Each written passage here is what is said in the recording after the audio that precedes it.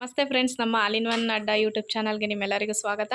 ಇವತ್ತಿನ recipe good evening Savita. ಇವತ್ತು evening snacks ಏನು ಮಾಡ್ತಾ ಇದ್ದೀವಿ ಅಂದರೆ ಬದನೆಕಾಯಿ ಬಜ್ಜಿ. ಇದು ಗದಗಲ್ಲಿ ಸ್ಪೆಷಲ್ ಆಗಿರುವಂಥ ಬದನೆಕಾಯಿ ಬಜ್ಜಿ. ಗದಗಲ್ಲಿ ಸ್ಪೆಷಲ್ ಆಗಿರೋದನ್ನ ನಾವು ನಮ್ಮ ಬೆಂಗಳೂರಲ್ಲಿ ಯಾವುದೋ ಶ್ರಾವಣಿ ಹೋಟೆಲ್ ಅಂತ ಇದೆ, ಅಲ್ಲಿ ಮಾತ್ರ ಸಿಗುತ್ತೆ, ಬಿಟ್ಟರೆ ಎಲ್ಲೂ ಸಿಗಲ್ಲ. ಅಲ್ಲಿ ಕ್ಯೂ ಹಚ್ಚಿ ತಿಂತಾ ಇರ್ತಾರೆ ಈ ಬದನೆಕಾಯಿ ಬಜ್ಜಿನ.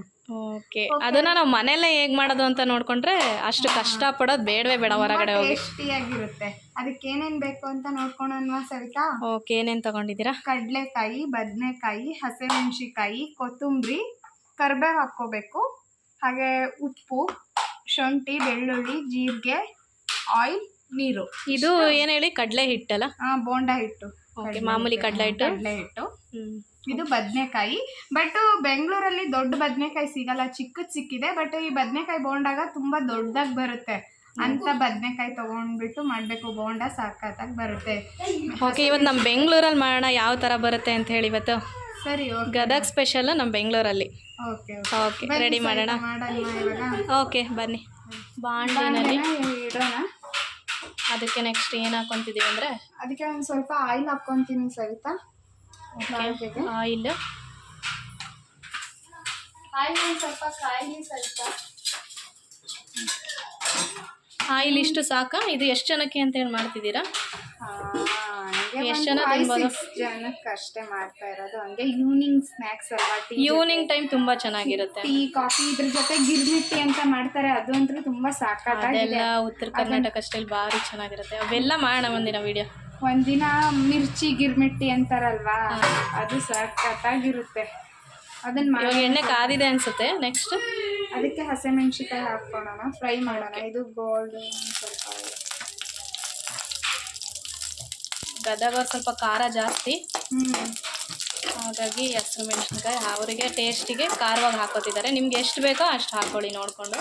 ಅದು ಬೋಂಡ ಸ್ಪೈಸಿ ಆಗಿದ್ರೇ ಚೆನ್ನಾಗಿರುತ್ತೆ, ತುಂಬ ಚೆನ್ನಾಗಿ ಬರುತ್ತೆ.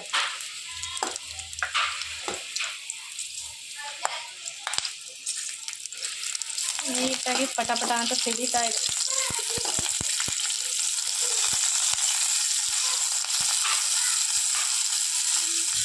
ಫೈನಲ್ ಆಗಿ ಈ ರೀತಿ ರೋಸ್ಟ್ ಆಗಬೇಕು ನೀಟಾಗಿ. ಫೈನಲ್ ಆಗಿ ಈ ರೀತಿ ರೋಸ್ಟ್ ಆಗಿರುತ್ತೆ. ಅದಕ್ಕೆ ಕರಿಬೇವು ಹಾಕೊಂಡಿದ್ದಾರೆ. ಕರಿಬೇವು ಜೊತೆಗೆ ಬೆಳ್ಳುಳ್ಳಿ 2 ಎಸ್ಪೂನ್ ಶುಂಠಿ, ಅಷ್ಟೇ, ಸ್ವಲ್ಪ ಅಷ್ಟೇ ಸಾಕು. ಶುಂಠಿ ಸ್ವಲ್ಪ ತಗೊಳ್ಳಿ. ಹಾಗೆ ಕೊತ್ತಂಬರಿ ಸ್ವಲ್ಪ ನೀರಿದೆ ಅನಿಸುತ್ತೆ, ಅದಕ್ಕೆ ಸಿಡಿತಾ ಇದೆ. ಇದನ್ನ ಒಂದು 2 ಮಿನಿಟ್ಸ್ ಫ್ರೈ ಮಾಡ್ಕೊಳ್ಳೋಣ. ಸಾಕು ಸರಿತಾ, ಫ್ರೈ ಆಗಿದೆಯಾ? ಸ್ವಲ್ಪ ಹಂಗೆ ಬೆಸ್ತಾದರೆ ಸಾಕು. ಓಕೆ, ಇವಾಗ ಆಫ್ ಮಾಡೋಣ. ಇದೊಂದು ಸ್ವಲ್ಪ ಆಫ್ ಮಾಡಿಬಿಟ್ಟು ಆರಕ್ಬಿಟ್ಟು ಆರಾದ್ಮೇಲೆ ಗ್ರೈಂಡರ್ ಮಾಡ್ಕೊಳ್ಳೋಣ. ಓಕೆ, ಇದೊಂದು ಸ್ವಲ್ಪ ಹೊತ್ತು ಆರ್ಕೊಂತಿರ್ಲಿ. ಅಷ್ಟೊತ್ತಿಗೆ ಏನು ರೆಡಿ ಮಾಡ್ಕೊಳ್ಳೋಣ ಇವಾಗ ಬೋಂಡ ಹಿಟ್ಟು ಕಲ್ಸ್ಕೊಳ್ಳೋಣ, ಬದನೆಕಾಯಿ ಕಟ್ ಮಾಡ್ಕೊಳ್ಳೋಣ. ಬನ್ನಿ, ಅದು ತಣ್ಣಗಾಗೋಷ್ಟರಲ್ಲಿ ನಾವು ಇಲ್ಲಿ ಟೈಮ್ ಸೇವ್ ಮಾಡಿಕೊಂಡು ಬದನೆಕಾಯಿ ಮತ್ತು ಬಜ್ಜಿ ಬೋಂಡ ಹಿಟ್ಟು ರೆಡಿ ಮಾಡ್ಕೊಳ್ಳೋಣ.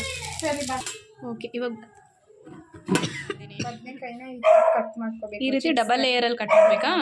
ಇದ್ರ ಮಧ್ಯೆ ಹಸಿಮೆಣಸಿಕಾಯಿ ಚಟ್ನಿನ ಹಾಕ್ಕೊಂಡ್ಬಿಟ್ಟು ಈ ಬೋಂಡ ಹಿಟ್ಟಿರುತ್ತಲ್ವಾ, ಬೋಂಡ ಹಿಟ್ಟಲ್ಲಿ ಎದ್ಬಿಟ್ಟು ಬೋಂಡ ಬಿಡಬೇಕು. ಇವಾಗ ಚಟ್ನಿ ಮಾಡ್ಕೊಳ್ಳೋಣ.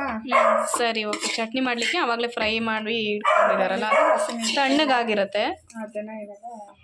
ಅದನ್ನು ಗ್ರೈಂಡ್ ಮಾಡ್ಕೊಂಡು ಮಿಕ್ಸಿ ಬೌಲ್ಗೆ ಹಾಕೋಣ.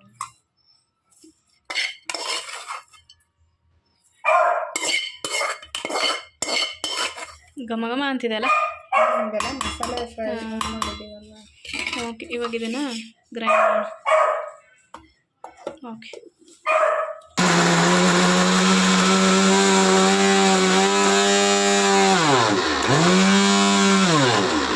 ಈ ಥರ ನುಣ್ಣಗೆ ಗ್ರೈಂಡ್ ಆಗಿರಬೇಕು.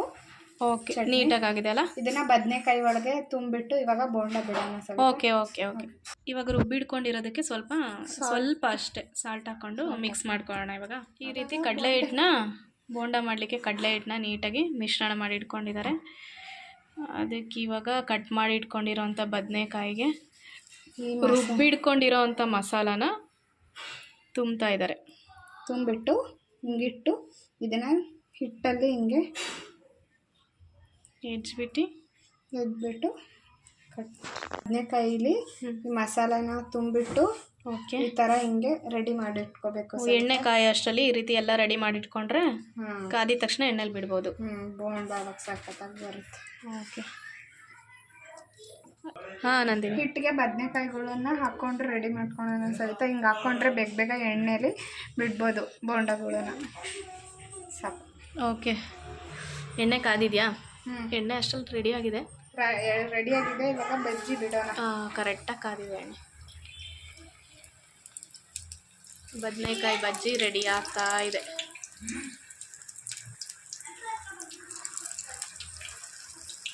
ಯಾವ ಥರ ಇರುತ್ತೆ ಟೇಸ್ಟ್ ಮಾಡಬೇಕು. ಟೇಸ್ಟ್ ಮಾಡಿ ತುಂಬಾ ಚೆನ್ನಾಗಿರುತ್ತೆ.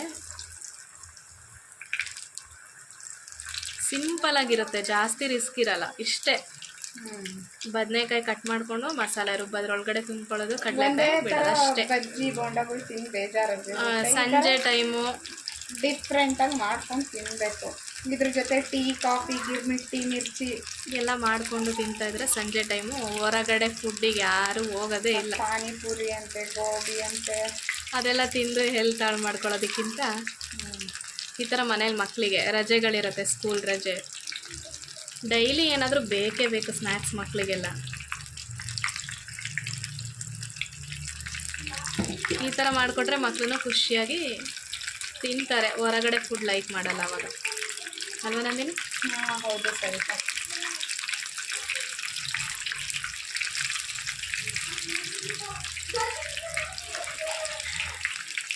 ಚೆನ್ನಾಗಿ ಬೇಯ್ತಾ ಇದೆ ಎಣ್ಣೆಲಿ.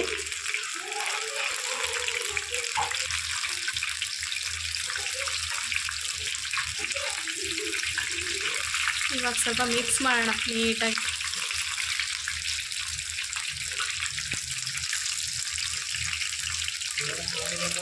ಒಳಗಡೆ ಮಸಾಲೆ ತುಂಬಿರೋದ್ರಿಂದ ಭಾರಿ ರುಚಿಯಾಗಿರುತ್ತೆ. ಇಲ್ಲಾಂದರೆ ಸಪ್ಪೆ ಸಪ್ಪೆ ಅನಿಸುತ್ತೆ. ಖಾರ ಲೈಕ್ ಮಾಡೋರಿಗೆ, ಸ್ಪೈಸಿ ಲೈಕ್ ಮಾಡೋರಿಗೆ ತುಂಬಾ ಚೆನ್ನಾಗಿರುತ್ತೆ. ಇಲ್ಲ ಬೇಕಂದರೆ ಹಂಗೆ ಪ್ಲೈನಾಗೂ ಮಾಡ್ಕೊಂಡ್ರೆ ಚೆನ್ನಾಗಿರುತ್ತಾ? ಖಾರ ತಿನ್ನಲ್ವಲ್ಲ. ಇಲ್ಲ ಅವ್ರ ಮಕ್ಳಿಗೆ ಮಸಾಲ ಬೇಡ ಅಂದರೆ ಜಸ್ಟ್ ಹಂಗೇನೆ ಬದನೆಕಾಯಿ ಕಟ್ ಮಾಡಿ ಉಪ್ಪು ಖಾರ ಎಲ್ಲ ಹಾಕಿ ಹಂಗೇನೆ ಮಾಡಿದ್ರೂ ಚೆನ್ನಾಗಿರುತ್ತೆ. ದೊಡ್ಡವ್ರಿಗೆಲ್ಲ ಸ್ಪೈಸಿಯಾಗಿ ಕಾಫಿ ಜೊತೆ ಈವ್ನಿಂಗ್ ಸ್ನ್ಯಾಕ್ಸ್ ಆಗಿ ಇದು ಸ್ಪೈಸಿಯಾಗಿ ಚೆನ್ನಾಗಿರುತ್ತೆ. ಇದ್ರ ಜೊತೆ ಟೀ, ಗಿರ್ಮಿಟ್ಟಿ ಇದ್ಬಿಟ್ರೆ ಏನು ಗೊತ್ತಾಯ್ತಾ ಕಳೆದೋಗ್ಬಿಡ್ತಾರೆ. ಮಾಡಿಕೊಡೋರು ಇರಬೇಕು, ತಿಂತಾ ಇರಬೇಕಷ್ಟೇ. ನಮ್ಮ ಹಸ್ಬೆಂಡ್ಗಳೆಲ್ಲ ಪುಣ್ಯ ಮಾಡಿದಾರಲ್ವ ಸವಿತಾ. ನಾವು ಡೈಲಿ ವೆರೈಟಿ ಮಾಡ್ತಾ ಇದ್ದೀವಿ ಇವಾಗ ಸ್ನ್ಯಾಕ್ಸ್ಗಳು. ನಿಮ್ಮ ಮನೆಯವ್ರು ತುಂಬ ಪುಣ್ಯ ಮಾಡಿದ್ದಾರೆ ಬಿಡ್ರಿ ನಂದಿನಿ ಅವರು.